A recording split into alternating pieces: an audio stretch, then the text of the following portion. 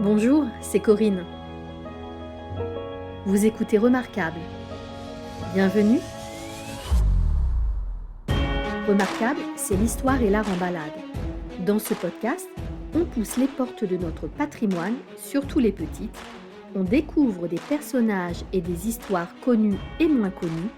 On admire le beau parce que cela nous met en joie. Le temps d'une balade, au cœur d'un site pour s'imprégner du lieu, pour mettre dans vos oreilles des choses à ne pas manquer.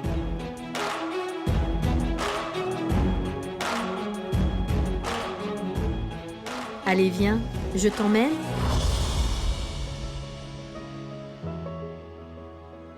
Pour la saison 3 de Remarquable, on met le cap sur la Normandie. Je vous emmène dans le Calvados pour une visite immersive de la ville de Bayeux. On se retrouve chaque vendredi pour découvrir les joyaux de la capitale normande en compagnie d'historiens locaux, tous aussi passionnants les uns que les autres.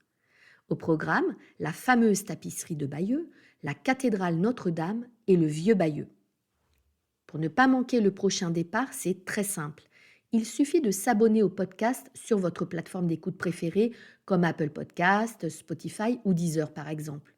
Et pour m'encourager à poursuivre ce travail passionné, prenez une petite minute pour déposer des étoiles et des commentaires sur Apple Podcasts et Spotify.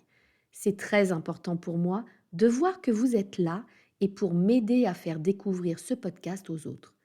Un grand merci à vous. Dernière partie de notre promenade à travers le vieux Bayeux. Depuis la Grande Rue, axe principal de la ville et ancienne voie romaine, on rejoindra le quartier Saint-Jean à l'extérieur des anciens remparts. C'est le quartier des tanneurs, au bord de la rivière l'Or. Pour finir, nous partirons sur les traces de Balzac. La façade de la maison, juste ici, en face de nous, elle est du XVIIIe siècle. Et on sait que les habitants de Bayeux, en tout cas la noblesse locale, étaient plutôt au fait des théories philosophiques qui étaient très à la mode dans la capitale, parce qu'il y avait un cercle littéraire qui n'était pas très très loin de l'hôtel de Castillé, à côté duquel on était tout à l'heure. Et donc, pour le décor de certaines maisons, eh bien, on s'est directement inspiré de ces études philosophiques. Claire Merlier, historienne de l'art et guide conférencière à l'Office de tourisme de Bayeux. Devant nous, il y a 8 fenêtres. À gauche, 4 fenêtres ornées au niveau des clés du trumeau par un visage. Et si vous regardez le visage qui se trouve tout en haut à gauche et que vous tournez ensuite dans le sens des aiguilles d'une montre, vous allez les voir vieillir. Ah oui, en effet. Ce sont les 4 âges de la vie d'un homme qui est représenté ici. D'accord. Sur la partie droite, en revanche, on retrouve 4 personnages qui évoquent les 4 saisons. En haut à gauche, c'est le printemps, la végétation qui s'éveille. À droite, l'été qui verse ses largesses sur la terre. Plus bas à gauche, c'est l'automne, il reste encore une petite feuille sur l'arbre. Alors qu'à droite, tout en bas, c'est l'hiver. Dans le dénuement, il n'y a plus de végétation. Donc là, c'était une maison du 18e. C'est une maison du 18e, Ouais. La façade est du 18e. Ouais. Bah merci, je crois que je ne l'avais pas vue la première fois. Il faut lever la tête. Hein. Alors dans la Grande Rue, il faut beaucoup lever la tête parce qu'il y a plein de petits éléments qui sont cachés un petit peu partout. Cette grande rue, c'est vraiment l'axe fondateur de la ville. Aujourd'hui, elle a plein de noms différents. On l'appelle tout en haut Saint-Patrice. Ici, c'est la portion qu'on appelle Saint-Malo. Un petit peu plus bas, on sera dans la rue Saint-Martin. Et tout à fait de l'autre côté, on sera dans la rue Saint-Jean, alors qu'il s'agit toujours du même axe. Ces différents noms, ils ont été choisis et donnés à cause des différentes chapelles et églises qui ont été installées tout le long de ce grand axe. Alors, beaucoup d'ailleurs de ces édifices sont aujourd'hui disparus, mais il reste encore le nom.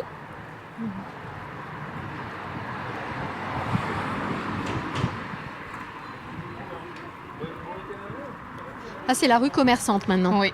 Et ça, c'était déjà le cas au Moyen-Âge. Ah oui. Ça n'a pas changé. D'accord. Et c'est cet axe-là qui vient des Romains. Oui. C'est l'ancien Decumanus Maximus. Il y a souvent un axe perpendiculaire qui est l'axe secondaire de la ville romaine, qu'on appelle le Cardo. Ici, on n'est pas tout à fait sûr de son emplacement, mais certaines fouilles archéologiques de ces dernières années ont permis de dire que vraisemblablement le forum gallo-romain était non loin d'ici, à quelques centaines de mètres de l'autre côté de la cathédrale. Pour nous, il est un petit peu plus bas à droite, après la maison à Pont-de-Bois. D'accord. Mais c'est très compliqué de fouiller un espace urbain parce qu'on se trouve automatiquement souvent dans des propriétés privées. Oui. Et les gens ne sont pas toujours très très heureux qu'on vienne faire des trous chez eux. J'imagine. C'est pas très très facile pour les archéologues de venir fouiller la ville, alors qu'on sait qu'il y a encore des richesses qui se trouvent sous le sol de la ville. Mais les seuls moments où on peut vraiment faire des fouilles, c'est quand il y a des travaux qui sont prévus par la ville et où là on peut, sous la voirie, faire des fouilles. Sinon après c'est chez les particuliers et là c'est un petit peu moins évident.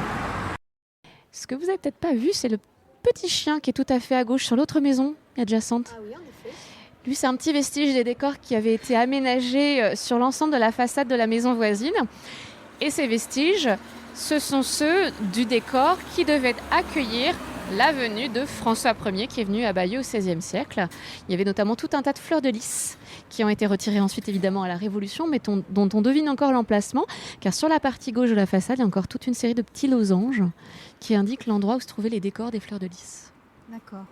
Il est venu, parce que vous dites qu'il devait il est venu. Non, il est venu. Certains pensent même qu'il aurait séjourné dans la maison à pans de bois que je vous décrivais juste avant. Parce que cette maison appartenait à Jacques d'Argouche, qui était panetier du roi, c'est-à-dire qu'il s'occupait du pain et du couvert de la cour du roi. Et il aurait été logique que François Ier fasse un arrêt dans la maison de son panetier. D'accord. Juste un arrêt. Oui. On n'a pas beaucoup d'éléments plus tangibles par rapport à ce séjour ici ou cet arrêt à Bayeux. Il y a des éléments qui parfois peuvent encore relever de la légende locale. Oui, alors moi il y a quelque chose qui me surprend, c'est est-ce que le roi de France s'arrête dire un petit bonjour à son panetier? Non, je pense que c'est autre chose qui l'a attiré jusqu'en Normandie. Oui, il devait très certainement beaucoup s'apprécier. Oui, j'imagine. On peut conjecturer sur les relations de François Ier et son panetier. Il faisait sans doute du très bon pain. On peut imaginer. Donc là, on est encore dans la rue commerçante. On est encore dans la rue commerçante, tout à fait. Et alors, c'est marrant parce que cette rue, c'est vraiment un mélange de plein de bâtiments de différentes époques. La maison que je vous montrais juste avant, elle est du XVe siècle. Autour de nous, il y a des façades de bâtiments XVe siècle, notamment ceux avec les grandes moulures à notre gauche, là. Oui. Voilà, ça, c'est un bâtiment XVe, XVIe siècle. Peut-être même plutôt XVIe siècle avec cette grande moulure au-dessus. Ça, c'est représentatif du XVIe. Oui, et puis d'ailleurs on voit que le bâtiment est assez ancien parce qu'il y a sa fenêtre ici, qui est certainement une des fenêtres d'origine d'ailleurs.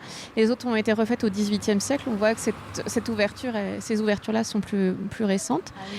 On a des bâtiments qui sont XIXe siècle, comme la maison qui est un petit peu plus haut avec ce balcon en fer forgé.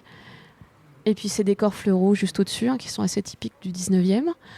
On a une maison Louis XV un petit peu plus loin, là où on a la banque LCL, la maison qui est juste au-dessus avec ses petits œils de bœuf. Hop, au-dessus, ça, on est style Louis XV, on est en plein 18e siècle. Et puis en face de nous tout droit, là on replonge au Moyen-Âge avec cette maison à pans de bois qui est la plus grande maison à pans de bois de la ville et qui est aussi l'une des plus anciennes puisqu'elle date de la fin du XIIIe siècle et du début du XIVe siècle. D'accord. Aujourd'hui, c'est un restaurant ? On saurait pu, ça a été durant un temps le restaurant L'Abbé, notamment jusqu'au début du XXe siècle. Mais désormais, ce bâtiment appartient à la ville et c'est aussi une association qui l'utilise. D'accord. Mais c'est vrai qu'on aurait pu penser que ça avait été un restaurant, puisque le nom de la rue, c'est la rue des cuisiniers dont je vous parlais tout à l'heure. Oui. Et on sait qu'effectivement, les cuisiniers, rôtisseurs de Bayeux étaient présents dans cette artère. Donc on peut imaginer que dès le Moyen-Âge, il y avait déjà des cuisiniers qui avaient peut-être un restaurant ou une auberge en tout cas ici. Il y a vraiment de très jolies maisons à pans de bois à Bayeux aussi. On est très bien fournis, alors qu'on pourrait en avoir encore quelques-unes qui auraient pu survivre. Mais on sait qu'à partir du XVIIe siècle, les maisons à pans de bois sont tellement dangereuses à cause du feu qu'on va interdire la construction de ces maisons en bois définitivement. Donc, au fur et à mesure, elles ne continueront plus d'être restaurées, entretenues. Elles vont finir par disparaître pour les plus abîmées. Il nous reste un petit panel encore présent à Bayeux. Et c'est des fois difficile de se rendre compte qu'il y a une maison à pans de bois en face de nous parce que de temps en temps, les parties en bois, elles sont cachées du côté des cours, comme pour les tourelles d'escalier des petits manoirs dont je vous parlais tout à l'heure. D'accord. Donc c'est pas toujours évident de les distinguer. Celle-ci, par contre, on peut pas la louper. Oui, elle est vraiment très, très grande et très belle. Alors, je vous propose d'aller à l'extérieur du rempart maintenant. Oula, on va prendre des risques. On va s'aventurer en dehors de la ville. Alors ça, c'est des circuits. Oui, on a des petits clous en bronze qui sont dispersés dans les rues de Bayeux avec un arbre dessus qui évoque les arbres qui sont représentés sur la tapisserie de Bayeux. C'est le circuit du Vieux Bayeux. C'est un circuit touristique qui permet à nos visiteurs de refaire le trajet de manière autonome dans la ville avec un petit plan qui est disponible à l'Office de tourisme. Et ça permet d'avoir quelques informations puisqu'il y a des bornes informatives qui ont été placées à plusieurs endroits devant certains des bâtiments emblématiques de Bayeux. Voilà la petite rue laitière dont je vous parlais. Hop, juste ici. La rue laitière, oui.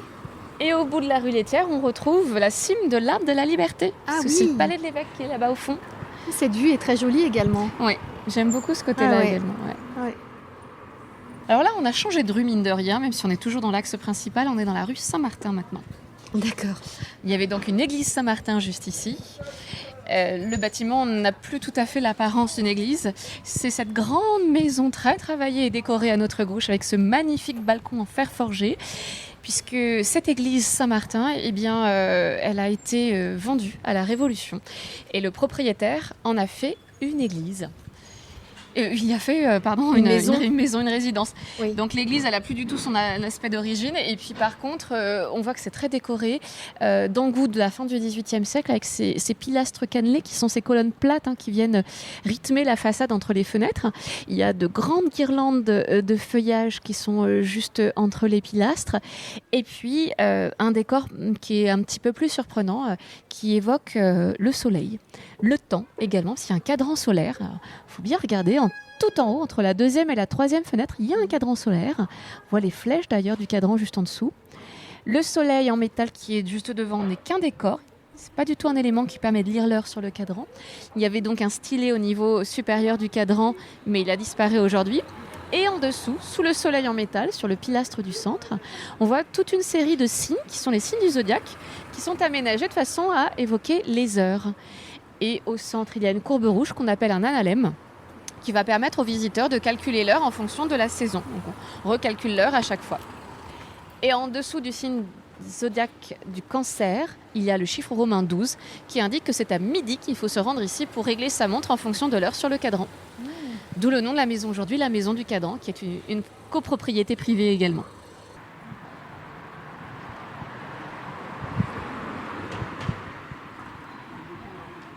Ah, l'office de tourisme. Ouais. Alors là, mine de rien, on est dehors. Ah, on est dehors. Eh bien oui, on vient de traverser une rue qui est perpendiculaire à la rue principale, c'est la rue Larcher. Et il faut imaginer que cette rue Larcher, elle est à l'emplacement des anciens fossés de la ville. Donc le rempart était légèrement derrière, de l'autre côté. Alors de ce côté-ci de la ville, il n'existe plus, donc on l'a traversé de manière fictive. Et ici, on se retrouve dans le quartier Saint-Jean, dans la rue Saint-Jean. Et il s'agissait à l'époque du quartier des tanneurs. C'était un quartier nauséabond, très sale, très odorant. C'est d'ailleurs pour cette raison que les tanneurs sont à l'extérieur du rempart et pas à l'intérieur. C'est parce que c'est une activité très polluante.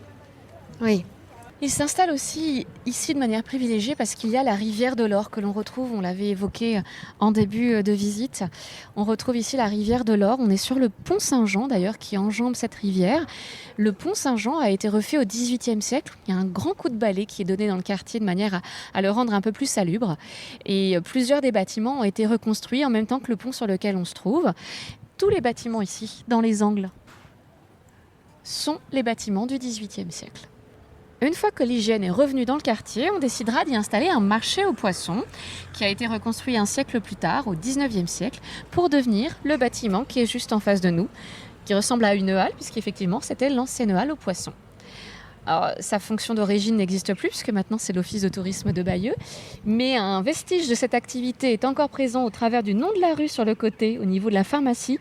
On peut lire sur la plaque en porcelaine, rue de la Poissonnerie. Enfin, tout a un sens. Oui.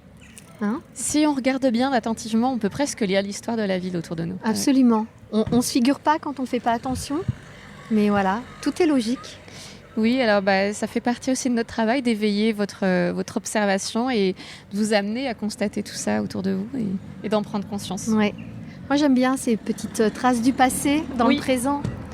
C'est des vestiges qui se rappellent à nous et puis qui permettent à la fois aux visiteurs de comprendre un petit peu comment les choses étaient organisées et en même temps à ceux qui vivent ici de se rappeler de ce qui se trouvait dans le passé, dans leur quartier, dans un endroit qu'ils fréquentent au quotidien. Il y a beaucoup de gens de la ville qui viennent de temps en temps faire nos visites guidées, même s'ils sont là depuis des décennies. C'est incroyable de se rendre compte qu'il y a des choses qu'ils n'ont toujours pas vues ou qu'ils n'ont pas réussi à découvrir et des aspects de leur ville qui leur sont encore inconnus. Donc même quand on habite ici, il y a toujours des choses qu'on ne connaît pas. Mais c'est extraordinaire de voir l'intérêt aussi de la population pour leur ville. Il n'y a pas que les touristes ? Non, il n'y a pas que les touristes. On a des habitants, vraiment des gens de Bayeux, des alentours aussi proches. Ce dont on se rend compte, c'est que les habitants sont fiers de leur patrimoine. Je pense qu'ils sont fiers de le découvrir et d'être ensuite les prescripteurs aussi de ce patrimoine et d'être ceux, en fait, par le biais de qui ce patrimoine continue d'exister. Parce que souvent, j'ai les grands-parents qui vivent à Bayeux et puis ils viennent avec leurs petits-enfants et puis ils continuent de transmettre l'histoire ensuite à leurs petits-enfants ou à leur famille de passage. Donc c'est ça qui est très intéressant aussi dans ce contact qu'on a avec eux. Ce serait intéressant de savoir si c'est une caractéristique des Français d'être attachés à leur patrimoine. Je pense que de manière générale, oui. C'est quelque chose que moi je ressens ici assez fort au niveau local dans la ville de Bayeux. Parce qu'on se rend bien compte que les gens valorisent leur patrimoine, ils l'entretiennent. Ils l'aiment. Ils l'aiment beaucoup. On se rend compte qu'en évoluant dans les rues de la ville qu'il y a quand même peu de bâtiments qui sont laissés à l'abandon. On voit que les choses ont été restaurées, que si c'est pas fait, c'est en cours. On se rend bien compte que de manière générale, les habitants de la ville valorisent leur patrimoine, ils l'entretiennent et ils ont à cœur de le connaître davantage et de transmettre à leur tour les informations de leur ville et sur leur bâtiment. C'est vrai que parfois, il y a des gens qui viennent nous voir juste pour avoir des informations sur la maison dans laquelle ils vivent. Ah oui. Donc c'est rigolo. Ouais. Ce sont de bons ambassadeurs également. Oui, complètement. C'est bien. Ce sont les premiers ambassadeurs, même, j'ai envie de dire. Oui, tout à fait. Tout à fait.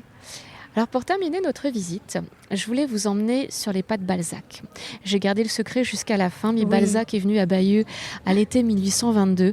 On est dans un quartier qu'il connaissait particulièrement bien, le quartier des tanneurs. Les tanneries ont disparu depuis longtemps. On va aller juste derrière l'office de tourisme, car derrière il y a encore un ancien moulin avec une roue à aube qui est récente, puisqu'elle a été refaite en 2019, mais qui permet d'évoquer cette ancienne activité des tanneries qui s'était installée ici très tôt au Moyen-Âge et qui a disparu finalement il n'y a pas si longtemps que ça, puisque les dernières tanneries ont quitté le quartier à la fin de la Première Guerre mondiale. Ah oui, c'est effectivement récent. Et donc, peut-être pour expliquer, donc les tanneurs ont besoin de l'eau, évidemment. Alors, ils ont besoin de l'eau pour différents usages. Il y a un premier travail dans le travail de la peau qu'on appelle le travail de rivière. Imaginez que les peaux des animaux arrivent dans les tanneries encore ensanglantées, avec tous les déchets encore, les membranes, les tissus, les chairs qui sont collées dessus. Le premier travail, le travail de rivière, consiste à retirer tous ces déchets. Il y a un chevalet qui est une sorte de grande planche oblique qui va permettre au tanneur d'installer la peau dessus. Avec un immense couteau qui peut parfois faire 1 mètre de long, il va racler justement sur ce chevalet toutes les chairs, les membranes ou les poils qui ne sont pas utiles pour la fabrication du cuir. Et au fur et à mesure qu'on va racler, on va tremper la peau dans l'eau de la rivière pour la rincer. Donc ça, c'est une première étape qu'on appelle le travail de rivière et la rivière est indispensable dans cette étape-ci. Ensuite, la peau va être mise à tremper dans de grandes fosses qui sont creusées à même le sol. Et dans ces fosses, on va installer les peaux les unes par-dessus les autres, intercalées de tanins. Ce tanin, il est issu des moulins, comme celui qui est devant nous. On les appelle les moulins à temps. Dans le moulin, la meule permet d'écraser l'écorce du chêne dont on extrait une substance brunâtre qu'on appelle le tanin. Il va avoir des vertus astringentes et permettre de rendre la peau solide, de la transformer en cuir. Alors cette étape, elle ne se fait pas en quelques jours. Il faut imaginer que ces peaux, elles sont immergées avec l'eau et le tanin pendant plusieurs mois, 6 à 8 mois pour obtenir un cuir manufacturable. Et c'est au bout de ces 6 à 8 mois qu'ensuite on rouvre les fosses et qu'on va sortir les peaux qui sont devenues des cuirs et les rincer de nouveau dans l'eau de la rivière pour les faire sécher et enfin les manufacturer pour faire tout un tas d'objets parce que le cuir est essentiel au quotidien du Moyen-Âge. Il n'y a pas de matière synthétique comme aujourd'hui. Par exemple, dans les moulins, les courroies sont en cuir.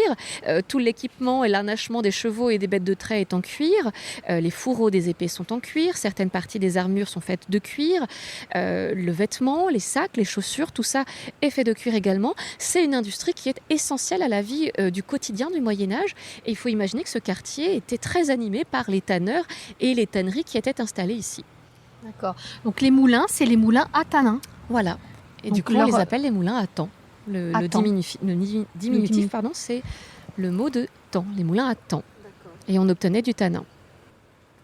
D'accord. Et donc il y a plusieurs roues à aube à Bayeux. Aujourd'hui, il en reste 2. Celle-ci, donc, qui est récente et de 2019, et une autre qui est à côté du Moulin de la Galette, qui est collée contre le Moulin de la Galette, le restaurant. C'est une roue qui a été refaite au même moment en 2019, mais le moulin n'avait pas la même fonction. Ici, on est en aval de la ville, donc on peut se permettre de polluer le cours d'eau. De l'autre côté, on est en amont, et le moulin qui est utilisé en amont, c'est le moulin de l'évêque qu'on utilisait pour moudre le grain et faire de la farine. Beaucoup plus noble. Exactement, mais aussi très contraignant. C'était un moulin banal, c'est-à-dire qu'il appartenait à l'évêque et qu'on devait payer une redevance à l'évêque pour l'utiliser. Mais on avait obligation de l'utiliser et nul autre moulin aux alentours. Pour faire sa farine, il fallait essentiellement utiliser ce moulin-là. D'accord. C'était très contraignant. Tout à fait. Alors je vais faire un petit détour. Moi, vous vouliez passer ici le long de la rivière et puis on pourra rejoindre la maison de Balzac un petit peu plus loin.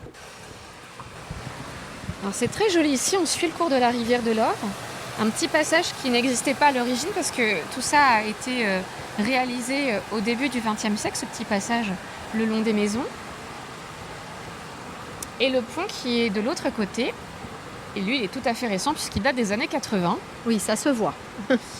Et il relie la place qui sert de parking aujourd'hui, qui s'appelle la place aux pommes, qui était un ancien marché aux fruits. Et c'est pour ça qu'on l'a appelée la place aux pommes. Et c'est plus du tout la place du marché depuis déjà très longtemps. Et puis là, je crois qu'il y a une très jolie petite promenade. Voilà, on arrive le long sur de l'Or.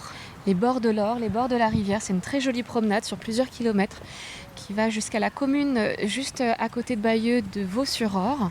On a très joli patrimoine aussi à découvrir. Derrière nous, il y a une maison plutôt imposante qu'on appelle l'hôtel de Toulouse-Lautrec. On va légèrement descendre plus bas parce que cette maison de Toulouse-Lautrec, elle a appartenu à un ancêtre du peintre Toulouse-Lautrec et c'est pour ça qu'elle est nommée ainsi aujourd'hui. Mais surtout, ça a été la résidence de Laure de Surville. Qui est cette femme ? C'est la sœur de Balzac. Elle vivait ici à Bayeux avec son mari Joseph qui était ingénieur des ponts et chaussées. D'ailleurs, il a donné son nom au parking qui est juste derrière aujourd'hui. Le pauvre, il a construit des ponts, il a donné son nom à un parking. C'est triste. Et voilà la maison dans laquelle Balzac a résidé lorsqu'il est venu à Bayeux en 1822. Il connaissait très bien ce quartier. Il est venu souvent là parce que... Il est venu une fois, mais il est resté plus de 2 mois à Bayeux. Ah alors. Le jeune Balzac vient ici contraint et forcé. Il rend visite à sa sœur Laure et il quitte la capitale de mauvais gré, il faut bien le dire. Le jeune Balzac entretient depuis un petit moment déjà une relation avec une veuve de 2 fois son âge, une relation qui n'est pas du tout vue d'un très bon œil par sa mère, qui va l'obliger à quitter la capitale et aller se mettre un petit peu au vert auprès de sa sœur à Bayeux. Alors évidemment, Bayeux, aujourd'hui, c'est une petite commune de province, 14 000 habitants. Imaginez qu'au 19e siècle, c'était encore plus petit, beaucoup moins animé, même si la voie de chemin de fer amène quelques visiteurs de temps en temps. Et Balzac s'ennuie profondément à Bayeux. Et pour tuer l'ennui, il commence à visiter les rues de la ville. Il découvre ce patrimoine ancien et il commence à s'inspirer à la fois des vieilles rues de la ville, mais aussi de ses habitants, ce qui fait naître l'idée d'un roman, l'un de ses premiers romans, La femme abandonnée, qui raconte l'histoire d'un jeune homme fraîchement débarqué de la capitale, dans cette petite commune de Bayeux, où il s'ennuie à mourir, mais où il va faire la rencontre d'une veuve de 2 fois son âge, dont il va tomber amoureux évidemment. On peut bien se demander où est-ce qu'il a trouvé l'inspiration. Oui. En tout cas, ce qui est sûr, c'est que c'est pas le meilleur de ses romans, mais c'est rigolo parce qu'on retrouve des endroits qu'on connaît à Bayeux ou des noms de communes des alentours. Donc on n'a pas de mal ici, lorsqu'on lit le roman La femme abandonnée, à se projeter entre dans la ville. Dans la ville et dans le descriptif qu'en fait Balzac. Alors, il est venu 2 mois, il a le droit à sa plaque. Ah oui, ça, si c'est quand même c'est un pas... personnage illustre. Ah oui. Bon, il a survécu finalement à... Oui, il a survécu à son passage à Bayeux. Et peut-être que ça a développé son imaginaire, en tout cas. Certainement. Il nous a laissé ce roman et puis cette plaque, du coup, qui témoigne de sa venue juste ici. Oui, donc c'est une maison d'habitation. Hein. Ah bah, Maintenant, anciens c'est combattants. c'est l'association des anciens combattants, donc c'est encore un autre registre. Oui, c'est encore un autre registre, un grand pan de l'histoire de Bayeux aussi. Bon, merci vraiment beaucoup. Avec grand Claire, plaisir. c'était vraiment très intéressant cette petite promenade dans Bayeux. On revient au XXIe siècle. On revient au XXIe siècle et puis moi je repars, mais j'ai envie de revenir. Avec grand plaisir. Merci encore. Je vous en prie. Merci. À bientôt. Bayeux est vraiment une ville à découvrir.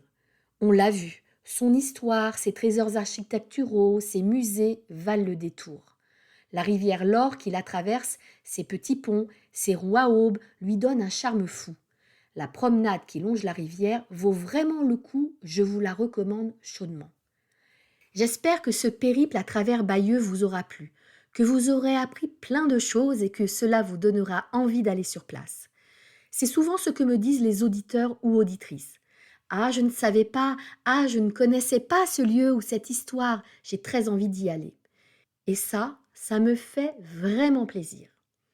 Alors je vous encourage vivement à passer un peu de temps à Bayeux pour revenir sur tout ce que je vous ai proposé et si vous le souhaitez, aborder le Bayeux de la Seconde Guerre mondiale et du D-Day que je n'ai pas traité. L'Office de tourisme de Bayeux organise des visites guidées diverses et variées. Alors n'hésitez pas, vous tomberez peut-être sur Claire d'ailleurs. Toutes les informations sont disponibles sur le site internet de l'Office de tourisme de Bayeux. Le lien se trouve dans les notes de l'épisode. Pour ma part, j'attends vos photos sur les réseaux sociaux ou vos petits mots en message privé ou par mail remarquable.podcast@gmail.com. On se retrouve dans 2 ou 3 mois, le temps pour moi de préparer la 4e saison de Remarquable. D'ici là, portez-vous bien et chères auditrices, chers auditeurs, allez remarquer. À très vite. Vous êtes encore là ? Merci de m'écouter jusqu'au bout. Pour aller encore plus loin, retrouvez toutes les notes et les photos de l'épisode sur Facebook, Instagram et Twitter. Vous aimez Remarquable ? Aidez-moi à faire connaître le podcast en partageant ces épisodes ou en laissant des commentaires sur les réseaux sociaux. Et parlez-en autour de vous. Merci, à très vite.